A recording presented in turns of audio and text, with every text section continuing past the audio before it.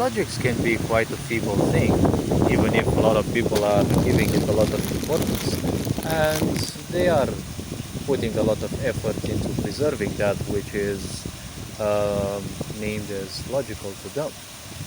See, the problem with logics is a lot of people think something is logical or it makes sense, but similarly, it's gonna be super hard for them to accept the fact that they are the ones accepting the so-called logicality.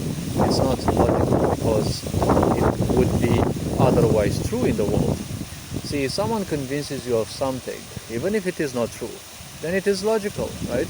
Because if you trust someone and they tell you something, you're logically gonna trust that what they tell you is logical, right? And obviously it can't be otherwise. That is why psychology says it is much easier to fool someone than to simply convince them they have been fooled. An example of this can be, let me think about it.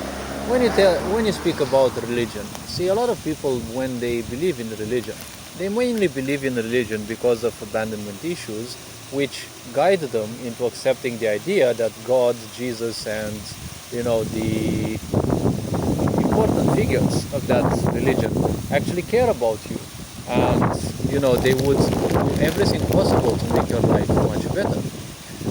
Who would actually want to agree to something different? Because why would you worry about anything else if God themselves is doing whatever they can to make your life better? But isn't that a whole trap? If you're convinced God does things for you, why would you need to do anything, right? Do you need to do anything more? Because if God themselves does things for you, why would you need to worry and even bother doing something? Isn't this the same principle that this sick society is doing with cancel culture and such? Because all it does, it is telling you, don't do this, don't do that. Because, well, if you do things, well, you're not going to be seen in a very good light. But when you don't do things, it's always good because your life is passing away, and the more of it is passing away without you doing something to better it, the more depressed you'll be. The more depressed you'll be, the more sick you'll become, and, well, the more society will like you. Isn't this sick society getting you used with and programmed to constantly be unhealthy and to ruin your health and to ignore your health and not care about it even when you're on your deathbed because of how many diseases you have collected? Well, that is unfortunate. If you are to tell people that, for example, creation is unconscious and doesn't know that they exist, obviously they would jump against you because they can't fathom something like that. It's not that necessarily they can't. They don't want to, because otherwise it would counter everything that their little lies are about.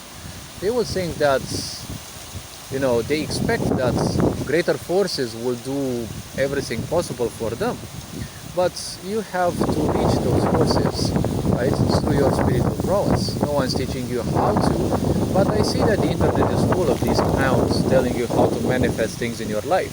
And I see a lot of people try those things and they think they are achieving something just because something slightly different happens in their life. It is a bit of a miserable life.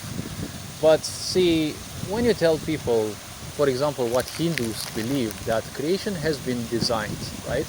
And creation creates from a standpoint of unconsciousness, right? It doesn't have a discriminatory mind, so it simply creates and just creates.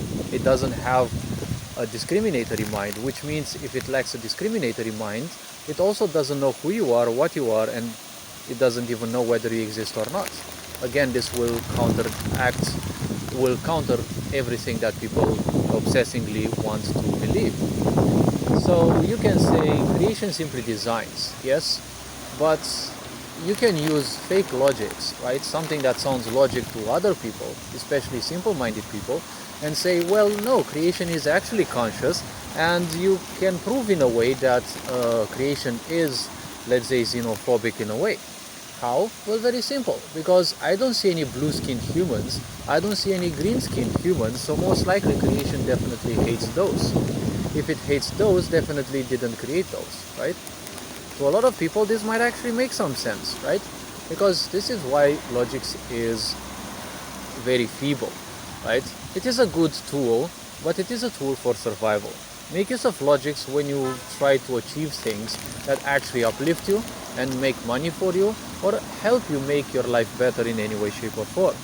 Using logics to further illusions and deepen your misery, well, that's not the best way to go in life. Sure, it is a way to experience life, but ultimately you're not going to reach any way better.